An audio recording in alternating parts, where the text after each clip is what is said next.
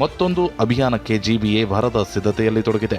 August 15ರಿಂದ 1 lakh ಸಸಿಗಳನ್ನು ನೆಡುವ ಹಸಿರೂರು ಬೆಂಗಳೂರು ಕ್ಯಾಂಪೇನ್ಗೆ ಸಚಿವರು ಕರೆ ಕೊಟ್ಟಿದ್ದಾರೆ. ಇದರಲ್ಲಿ ಪಾಲ್ಗೊಳ್ಳುವಂತೆ ನಿವಾಸಿಗಳ ಕ್ಷೇಮಾಭಿವೃದ್ಧಿ ಸಂಘಗಳು ಭಾಗವಹಿಸುವಂತೆ ಮನವಿ ಮಾಡಿದ್ದಾರೆ. ಜಿಬಿಎಗೆ ಈ ತನಕ 47,000 ಸಸಿಗಳಿಗೆ ಬೇಡಿಕೆ ಬಂದಿದೆ.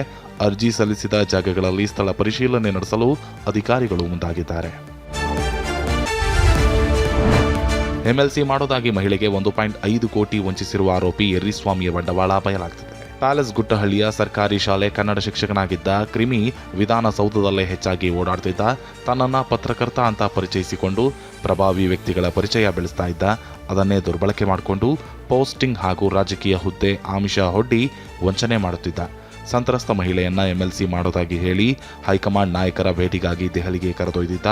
ಅಲ್ಲಿ ಹೋಟೆಲ್ನಲ್ಲಿ ರೂಮ್ ಬುಕ್ ಮಾಡಿ ಮಹಿಳೆ ಜೊತೆ ಅನುಚಿತವಾಗಿ ವರ್ತಿಸಿದ್ದಂತೆ ಹಲಸೂರು ಗೇಟ್ ಪೊಲೀಸರು ಸದ್ಯ ಆರೋಪಿಗಾಗಿ ಹುಡುಕಾಡ್ತಿದ್ದಾರೆ.